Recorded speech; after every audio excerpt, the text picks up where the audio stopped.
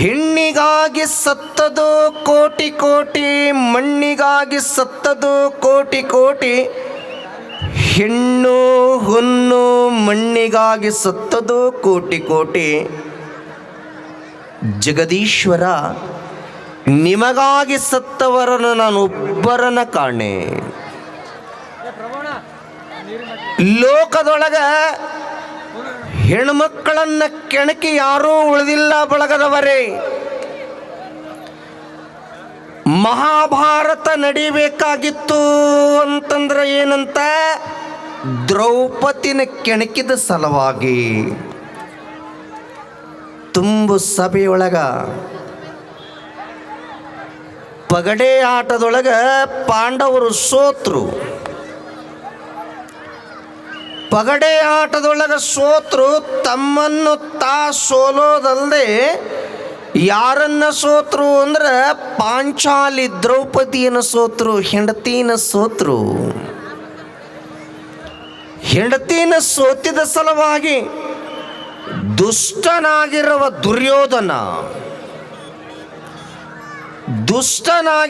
ದುರ್ಯೋಧನ ತನ್ನ ತಮ್ಮನಾಗಿರುವ ದುಶ್ಯಾಸನ ಹೇಳದ್ನಂತ, ಹೇ ಶೂರ ಧೀರ ದುಶ್ಯಾಸನ ಬಾಯಿಲ್ಲಿ. ಈಗ ಪಾಂಡವರು ತಮ್ಮ ಹೆಂಡತಿಯಾಗಿರುವ ದ್ರೌಪದಿನ ಪಗಡೆ ಆಟದೊಳಗೆ ಸೋತಾರ. ದ್ರೌಪದಿ ನಮ್ಮ ದಾಸಿ ಅದಾಳ, ಹೋಗಿ ಕರ್ಕೊಂಡು ಬಾ, ಬರದಿದ್ರು ಕರ್ಕೊಂಡು ಬಾ.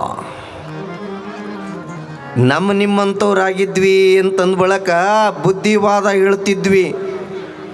ಏನೋ ಅಣ್ಣ, ದ್ರೌಪದಿ ಅಂದರೆ ಸಾಮಾನ್ಯದವರ, ನಮಗ ಅತ್ತಿಗೆ ಆಗ್ಬೇಕು. ಕೌರವರು ಪಾಂಡವರು ಅಣ್ಣ ತಮ್ಮದೇರ್ರಿ. ಅಣ್ಣ ದುರ್ಯೋಧನ, ಪಾಂಚಾಲಿ ಪಾಂಡವರ ಹೆಂಡತಿ ಅದಾಳ, ನಮ್ಮ ಅಣ್ಣದೇರ ಹೆಂಡತಿ ಅದಾಳ, ನಮಗ ಅತ್ತಿಗೆ ಸಮಾನ. ಅತ್ತಿಗೆ ಅಂತಂದಾಗ ಹಡದ ತಾಯಿ ಇದ್ದಂಗ ಅಂತ ಅಣ್ಣಗ ಒಂದು ಬುದ್ಧಿ ಮಾತು ಹೇಳಿದ್ರೆ ಯಾವ ಮಹಾಭಾರತ ಯುದ್ಧ ಆಗ್ತಿರ್ಲಿಲ್ರಿ ತಾಯಿ, ಆಗ್ತಿರ್ಲಿಲ್ಲ. ಆಯ್ತು ಅಣ್ಣ ಅಂತಂದು ಹೋಗಿ ದ್ರೌಪದಿ ಬಲಿ ಕೇಳ್ಕೊತಾನ. ಹೇ ದ್ರೌಪದಿ, ನಿಮ್ಮ ಗಂಡಂದಿರು ನಿನ್ನನ್ನು ಪಗಡೆ ಆಟದೊಳಗೆ ಸೋತಾರ,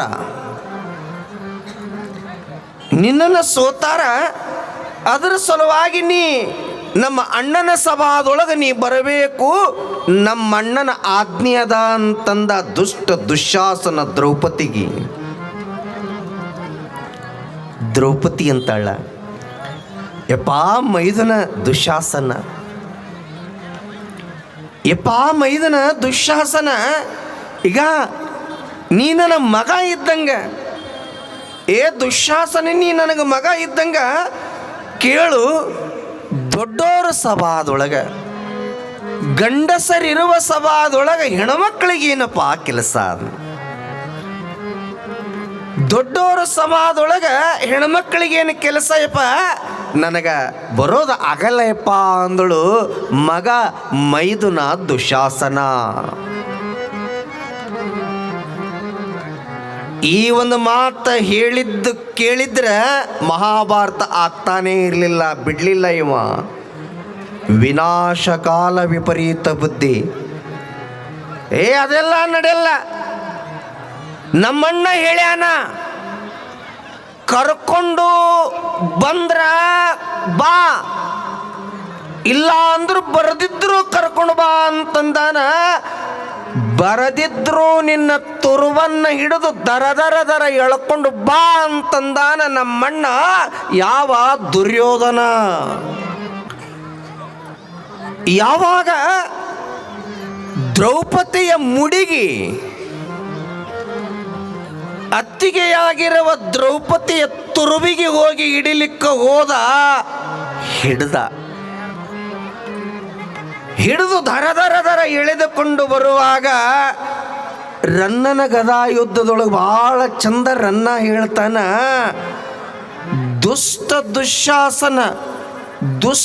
ದುಶ್ಯಾಸನ ದ್ರೌಪದಿಯ ಮುಡಿಗೆ ಹಿಡಿಲಿಲ್ಲ, ಘಟಸರ್ಪದ ಹೆಡಿಗೆ ಹಿಡಿದ. ದುಶ್ಯಾಸನ ರನ್ನನ ಗದಾಯುದ್ಧದಾಗ ಹೇಳ್ತಾನ, ದ್ರೌಪದಿಯ ಮುಡಿ ಅಂದ್ರೆ ತುರುಬ ಕೂದಲ, ದ್ರೌಪದಿಯ ಮುಡಿಗೆ ಹಿಡಿಲಿಲ್ಲ, ಘಟಸರ್ಪದ ಹೆಡಿಗೆ ಹಿಡದ ಅಂತ ಬರೀತಾನ. ಘಟಸರ್ಪದ ಹೆಡಿಗೆ ಹಿಡಿದ್ರೆ ಎಂದರೆ ಘಟಸರ್ಪ ಬಿಡ್ತದೇನ್ರಿ? ದರ ದರ ದರ ದರ ಎಳೆದುಕೊಂಡು ಬಂದರು ಯಾವ ದ್ರೌಪದಿಯನ್ನ ಹಿಡಿದುಕೊಂಡು ಬರುವಾಗ ಎಲ್ಲರಿಗೂ ಕೈ ಮುಗಿದಳು. ಯಾರಿಗೆ? ಗುರು ದ್ರೋಣಾಚಾರ್ಯರಿಗೆ ಕೈ ಮುಗಿತಾಳ. ಗುರುಗಳೇ, ನಮ್ಮ ಗುರುಗಳು, ನೀವು ಒಂದು ಹೆಣ್ಣಿಗೆ ಅನ್ಯಾಯ ನಡೀಲಿಕ್ಕತ್ತದ, ಅಧರ್ಮ ನಡೀಲಿಕ್ಕತ್ತದ, ಅದಕ್ಕೆ ನನ್ನನ್ನು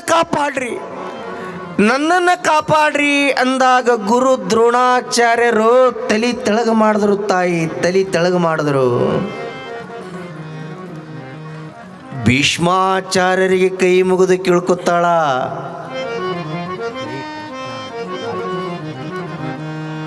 ಭೀಷ್ಮಾಚಾರ್ಯರಿಗೆ ಕೈ ಮುಗಿದು ಕೇಳ್ಕೊಂತಾಳ.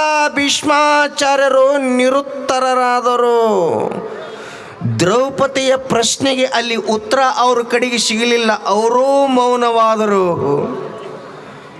ಯಾವಾಗ ಎಲ್ಲ ಸಾಮಂತರಿಗೆ ಕೈ ಮುಗಿದು ಕೇಳಿಕೊಂಡು ದ್ರೌಪದಿ ಕಣ್ಣೀರ ಕೋಡಿಯನ್ನು ಹರಿಸುವುದರೊಂದಿಗೆ ಕೊನೆಗೆ ಧರ್ಮದಕ್ಕೆ ಹೆಸರಾಗಿರುವ ಧರ್ಮರಾಯಗೆ ಕೇಳ್ಕೊತಾಳ. ಚಾಂದ್ರಾಗ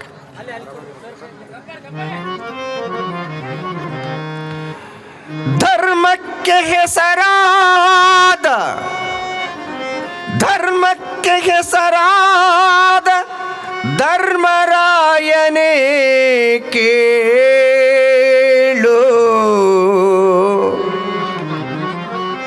ಧರ್ಮಕ್ಕೆ ಹೆಸರಾಗಿರುವ ನನ್ನ ಗಂಡ ಧರ್ಮರಾಯ ನಿನ್ನ ಹೆಂಡತಿಯ ಸೀರೆ ಸೆಳಿಲಕತ್ತಾನ. ಇವ ನಿನ್ನ ಹೆಂಡತಿಯ ತುರುಬಕ್ಕೆ ಕೈ ಹಾಕ್ಯಾನ, ಕೈಯಾಗ ಹಿಡ್ದಾನ. ಎಲ್ಲದ ಧರ್ಮ ಅಂತಂದಾಗ ತನ್ನನ್ನು ತಾನು ಪಗಡೆ ಆಟದೊಳಗೆ ಸೋತು ಸುಣ್ಣಗಾಗಿರುವ ಧರ್ಮರಾಯ ತಲೆಗೆ ತಳಗು ಮಾಡಿದ್ರಿ ತಾಯಿ. ಎರಡನೇದಾಗಿ ಕೇಳ್ಕೊತಾಳ, ಸಾವಿರ ಆನೆಯ ಬಲವುಳ್ಳ ಭೀಮಸೇನ. ಸಾವಿರ ಆನೆಯ ಬಲವುಳ್ಳ ಭೀಮಸೇನ ನಿನ್ನ ಹೆಂಡತಿ ಶರಗೆ ಹಿಡ್ದಾನ ದುಷ್ಟ. ನಿನ್ನ ಹೆಂಡತಿಯ ತುರುಬಿಗೆ ಹಿಡಿದು ಎಳಿಲಕತ್ತಾನ. ಎಲ್ಲದ ಧರ್ಮ ಅಂತ ಅಂದಾಗ ಮೊದಲೇ ಭೀಮಸೇನ ಗರ ಗರ ಗರ ಗರ ಗರ ಹಲ್ಲ ತಿನ್ನಕತ್ತ. ಅಣ್ಣನ ಕಡೆಗೆ ಮುಖ ಮಾಡ್ದ. ಅಣ್ಣ, ನಾವು ಸೋತೀವಪ್ಪ ಭೀಮಸೇನ, ನಮ್ಮ ಮಾತು ನಡೆಯಲ್ಲ, ಈಗ ನಿನ್ನ ಶೌರ್ಯ ಇಲ್ಲಿ ನಡೆಯಲ್ಲ ಅಂದಾಗ ತಲೆ ತೆಳಗ ಮಾಡ್ದ ಭೀಮಸೇನ. ಮೂರನೇದಾಗಿ ಕೇಳ್ಕೊತಾಳೆ ಮಧ್ಯಮ ಪಾಂಡವ. ಶಿವನನ್ನು ಬಲಿಸಿಕೊಂಡು ಪಾಶುಪತವಂ ಪಡೆದ ಗಂಡುಗಲಿ ಅರ್ಜುನ. ಶಿವನನ್ನ ಬಲಿಸಿಕೊಂಡು ಪಾಶುಪತ ಬಾಣ ಪಡೆದ ಗಂಡುಗಲಿ ಅರ್ಜುನ.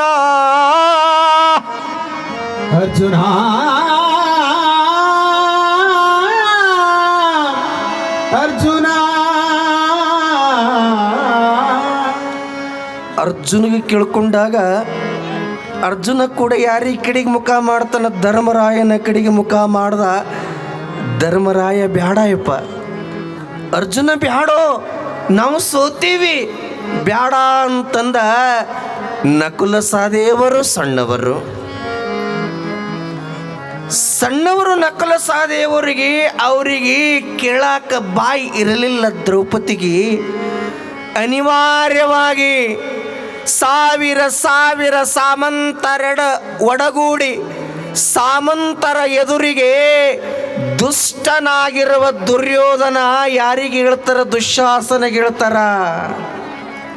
ಹೇ ತಮ್ಮ ದುಶ್ಯಾಸನ, ದ್ರೌಪದಿಯ ಸೀರೆಯನ್ನು ಸೆಳಿ ಅಂತ ಅಂದ. ಸೆರಗನ್ನ ಹಿಡಿದು ಜಗ್ಗು. ಯಾವಾಗ ತುಂಬ ಶರಗ ಹೊದ್ದಿರುವ ದ್ರೌಪದಿ, ತಾಯಿ ಬಳಗದವರೇ ಸಮಸ್ತರು ಇವತ್ತಿನ ಸಾಕ್ಷಾತ್ ಜಗದಂಬೆಯ ರೂಪದ ಕೂತಿರು ಎಲ್ಲರೂ ತಲೆ ಮೇಲೆ ಸೆರಗನ್ನು ಹೊದ್ದುಕೊಳ್ಳಬೇಕಾಗಿ ವಿನಂತಿ. ತಲೆ ಮ್ಯಾಗ ಸೆರಗ ನೋಡ್ರಿ ಎಲ್ಲರೂ ಕೂಡ. ಯಾಕಂದ್ರೆ ಇವತ್ತು ಜಗದಂಬೆಯ ರೂಪದೊಳಗೆ ನೀವೆಲ್ಲರೂ ಕೂತೀರಿ ತಾಯಿ ಬಳಗದವರೇ. ತುಂಬ ಶರಗ ಹೊದ್ದಿರುವ ದ್ರೌಪದಿ ಯಾವಾಗ ಇವ್ರು ಯಾರೂ ನನಗಾಗಲ್ಲಾಗ್ಯಾರ. ಭೀಷ್ಮ ಆಗಲ್ಲಾಗ್ಯಾನ, ಗುರುದ್ರೋಣ ಆಗಲ್ಲಾಗ್ಯಾನ, ಜೊತೆಗೆ ತಾಳಿ ಕಟ್ಟಿರುವ ಧರ್ಮರಾಯ, ಭೀಮಸೇನ, ಅರ್ಜುನ, ನಕುಲ ಸಹದೇವರ ಆಗಲ್ಲಾಗ್ಯಾರ ಅಂತಂದ ಬಳಕ ಕೊನೆಗೆ ಯಾವ ಹಿಂಗೆ ಮಾಡಿದಳು? ಎರಡೂ ಕೈ ಹಿಂಗೆ ಮಾಡ್ತಾಳ. ಎರಡೂ ಕೈ ಹಿಂಗೆ ಮಾಡುವುದರೊಂದಿಗೆ ಇವರಾರೂ ನಮಗೆ ಆಗಲ್ಲ ಅಂತ ಕೊನೆಗೆ ಹೇ ಕೃಷ್ಣ, ಹೇ ಕೃಷ್ಣ, ಹೇ ಶ್ರೀಕೃಷ್ಣ. ವಾ ಯಾವಾಗ ಹೇ ಕೃಷ್ಣ ಅಂತ ಕೂದಳು ದ್ರೌಪದಿ, ಕಪಟ ನಾಟಕ ಸೂತ್ರಧಾರಿಯಾಗಿರುವ ಶ್ರೀಕೃಷ್ಣ ಪರಮಾತ್ಮ ಯಾವ ಸೀರೆಯನ್ನು ಅಕ್ಷಯಾಂಬರವಾಗಿ ಕೊಟ್ಟು ಬಿಟ್ಟ. ಸೆಳಿತಾನ ದುಶ್ಯಾಸನ, ಸೀರೆಯನ್ನು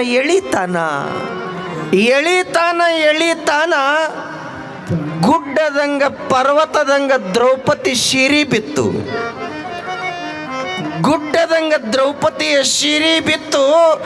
ಆದರೆ ಪರಮಾತ್ಮಗೆ ನೆನೆಸಿದ ಸಲುವಾಗಿ ದ್ರೌಪದಿಯ ಒಂದಿಂಚೂ ಕೂಡ ಮರ್ಯಾದೆಗೆ ಚ್ಯುತಿ ಬರಲಿಲ್ಲ. ಇದ ಕಾರಣ ಅಂದ್ರೆ ಶ್ರೀಕೃಷ್ಣ ಪರಮಾತ್ಮ. ಶ್ರೀಕೃಷ್ಣ ಪರಮಾತ್ಮ ಬಿಟ್ನೇನು ಭೀಮಸೇನ ಬಿಟ್ನೇನು? ಯಾವಾಗ ನನ್ನ ಹೆಂಡತಿಗೆ ತುರುಬಹಿವ ಹಿಡ್ದಾನ, ಯಾವಾಗ ನನ್ನ ಹೆಂಡತಿಯ ಶರಗ ಹಿಡಿದು ಎಳೆದಾನ ಅಂತಂದ್ರೆ 1000 ಮಂದಿ ಸಾಮಂತರೊಳಗ ಎದ್ದು ನಿಂತು ಪ್ರತಿಜ್ಞೆ ಮಾಡಿದ ಭೀಮಸೇನ. ಏನಂತ? ಮುರಿಮೆಂ ದುಶ್ಯಾಸನೋರ್ವ, ಕುಡಿಮೆಂ ದುಶ್ಯಾಸನೋರ್ವ ಕೆನ್ನೆತ್ತರಂ, ಮುರಿಮೆಂ ದುಷ್ಟ ದುರ್ಯೋಧನನ ಬಲಿಷ್ಠ ತೊಡೆಗಳಂ. ಎಂತಹ ಪ್ರತಿಜ್ಞೆ ಇದು! ಹೇ ದುಶ್ಯಾಸನ, ನನ್ನ ಹೆಂಡತಿಯ ತುರುಬಿಗೆ ಕೈ ಹಾಕಿದ್ದೀನಿ, ನನ್ನ ಹೆಂಡತಿ ಶರಗ ಹಿಡಿದು ಜಗ್ಗಿದಿ ಅಂತಂದಾಗ ನಿನ್ನ ಹಸಿಯಾಗಿರುವ ಬಿಸಿಯಾಗಿರುವ ರಕ್ತವನ್ನು ಕುಡಿತೀನಿ ಅಂತ ಪ್ರತಿಜ್ಞೆ ಮಾಡಿದ ಭೀಮಸೇನ. ಜೊತೆಗೆ ಯಾವ ದುರ್ಯೋಧನ ಕೇಳು,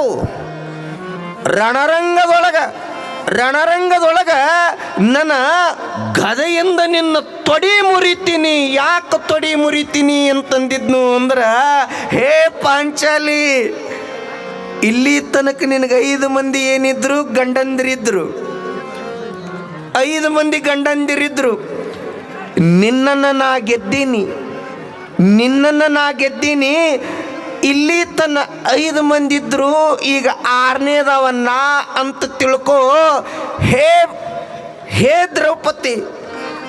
ದ್ರೌಪದಿ, ಬಾಬಾ ನನ್ನ ತೊಡಿ ಮೇಲೆ ಕೂಡ್ಬಾ ಅಂತ ಸೊಡ್ಡ ಹೊಡೆದಿದ್ದ ದುಷ್ಟ ದುರ್ಯೋಧನ. ಅದರ ಪ್ರತ್ಯಕ್ತವಾಗಿ ಏನಂತಂತಾನ ದುಷ್ಟನ ಯಾವ ಭೀಮಸೇನಂತನ ದುಷ್ಟ ದುರ್ಯೋಧನ ಯಾವಾಗ ನನ್ನ ಹೆಂಡತಿನ ತೊಡಿ ಮೇಲೆ ಕೂಡು ಅಂದಿದಿ ಅಂದ್ರೆ ನಿನ್ನ ಬಲಿಷ್ಠ ಪಡೆಗಳನ್ನು ಎರಡು ಮಾಡ್ತೀನಿ, ಮುರಿದು ಚಿಂದಿ ಮಾಡ್ತೀನಿ ಅಂತ ಅಂದ. ಮುಂದೆ ನಡೆದಿದ್ದೆಲ್ಲ ಮಹಾಭಾರತ ಏನೆಲ್ಲ ಅದು ನಿಮಗೆ ಗೊತ್ತಿರ್ತಕ್ಕಂಥದ್ದದ. ಇದಕ್ಕೆ ಕಾರಣೀಕರ್ತರು ಅಂತಂದಾಗ ದ್ರೌಪದಿ ಹೆಣ್ಮಕ್ಕಳನ್ನು ಕೆಣಕಿದ ಸಲುವಾಗಿ ಮಹಾಭಾರತ ಆಯಿತು. 1000 ಆನೆಯ ಬಲವುಳ್ಳವನಾಗಿರುವ ಕೀಚಕ ಸತ್ತಿದ್ದು ದ್ರೌಪದಿನ ಕೆಣಕಿದ ಸಲುವಾಗಿನೇ. ಕೀಚಕ ಸತ್ತಿದ್ದು ದ್ರೌಪದಿನ ಕೆಣಕಿದ ಸಲುವಾಗಿನೇ. ರಾಮಾಯಣ ಆಗಿದ್ದೂ ಕೂಡ ಸೀತೆಯನ್ನು ಕೆಣಕಿದ ಸಲುವಾಗಿ. ಸ್ವತಃ ವಿಭೀಷಣ ಹೇಳ್ತಾನ, ರಾವಣನ ತಮ್ಮ ವಿಭೀಷಣ ಹೇಳ್ತಾನ, ಎಣ್ಣ ಕೈ ಮುಗಿತೀನೋ, ಕೈ ಮುಗಿತೀನಿ, ನಿನ್ನ ಬುದ್ಧಿ ಏನಾಗಿತ್ತೋ ಗೊತ್ತಿಲ್ಲ, ಸೀತಾಮಾತೆಯನ್ನು ಕರ್ಕೊಂಡು ಬಂದಿದ್ದು, ಸೀತಾಮಾತೆಯನ್ನು ಕರ್ಕೊಂಡು ಬಂದಿದ್ದಿ, ಕೈ ಮುಗಿತೀನೋ ಎಣ್ಣ, ಇಡೀ ಲಂಕಾಪಟ್ಟಣ ಸರ್ವನಾಶ ಆತದ, ಸೀತಾಮಾತೆ ಸಾಮಾನ್ಯದವಳಲ್ಲ ತಾಯಿ,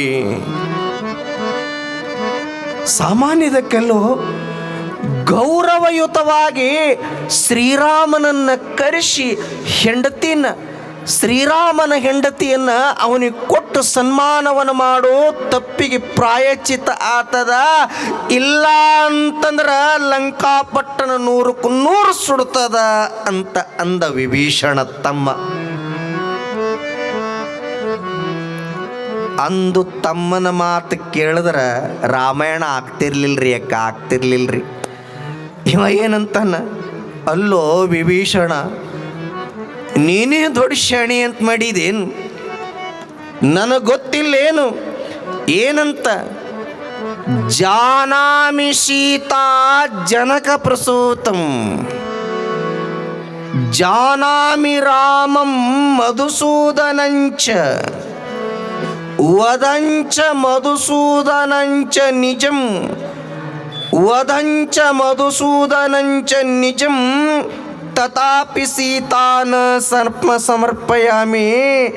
ಅಲ್ಲೋ ವಿಭೀಷಣ, ನೀನೇ ಶಣೆ ಇದೇನು, ನಾ ಶಣೆ ಇಲ್ಲೇನು, ನನಗೆ ಗೊತ್ತದ. ಸೀತಾಮಾತೆ ಯಾರು?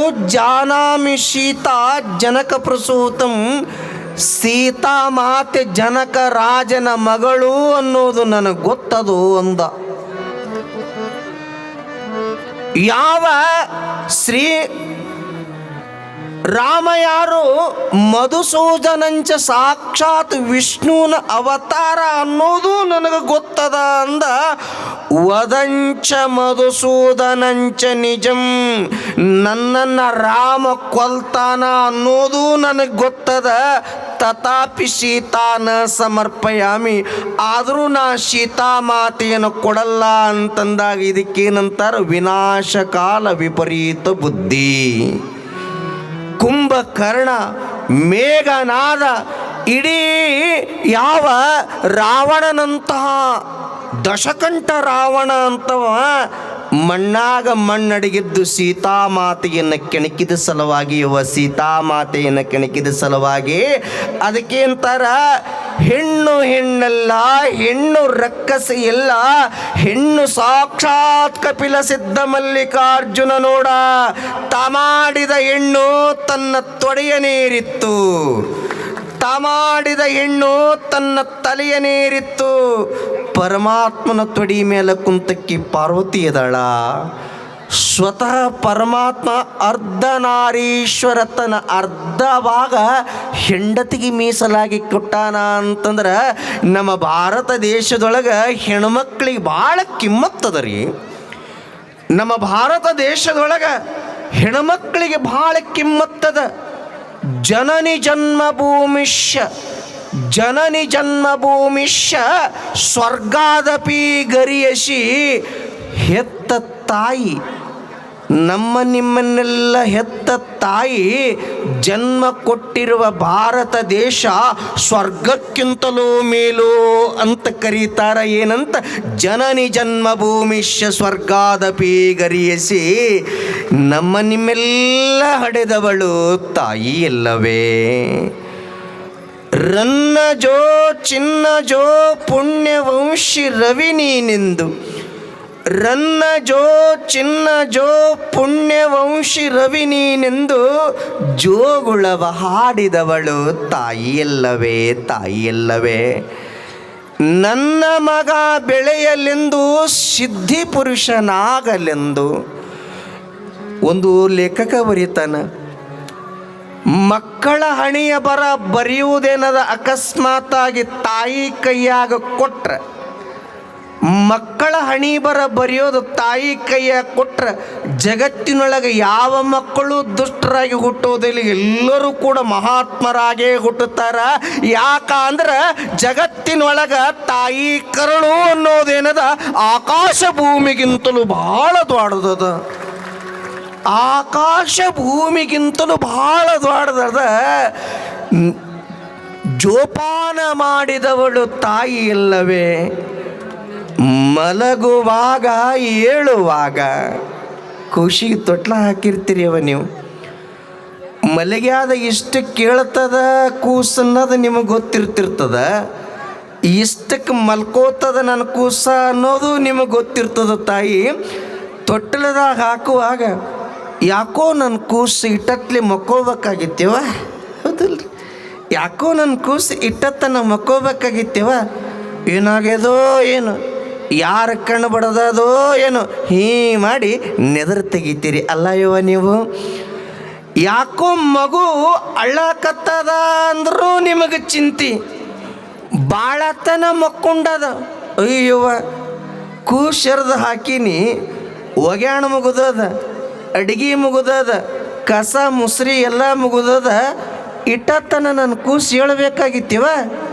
ಯಾಕ ನನ್ನ ಕೂಸು ಇದ್ದಿಲ್ಲ, ಯಾಕ ನನ್ನ ಕೂಸು ಇದ್ದಿಲ್ಲ, ಏನಾರ ಜ್ವರ ಗಿರ ಬಂದವೇನ ಅಂತ ಈ ಕೈ ತೊಗೊಂಡು ಈಗ ನೋಡ್ತೀರಲ್ಲ ಯವ್ವ ನೀವು. ಅದನ್ನು ಏನತ್ತಾರ, ಮಲಗುವಾಗ ಏಳುವಾಗ ನೋಡಿ ಕಾಪಾಡಿದವಳು ತಾಯಿ ಇಲ್ಲವೇ. ಮಲಗುವಾಗ ಮಲಗಿ ನಿದ್ರೆ ಮಾಡುವಾಗ ಓಡುವಾಗ ನಡೆಯುವಾಗ. ಇಲ್ಲಿ ನಿಮ್ಮ ಮಗ ದಿಗಿ ದಿಗಿ ದಿಗಿ ದಿಗಿ ಓಡ್ಕೋತಲ್ಲಿ ಹೊಂಟದ ಅಂತಂದ್ರೆ ನೀವು ಪುರಾಣ ಬಿಡ್ತೀರಿವ, ಪುರಾಣ ಬಿಡ್ತೀರಿ.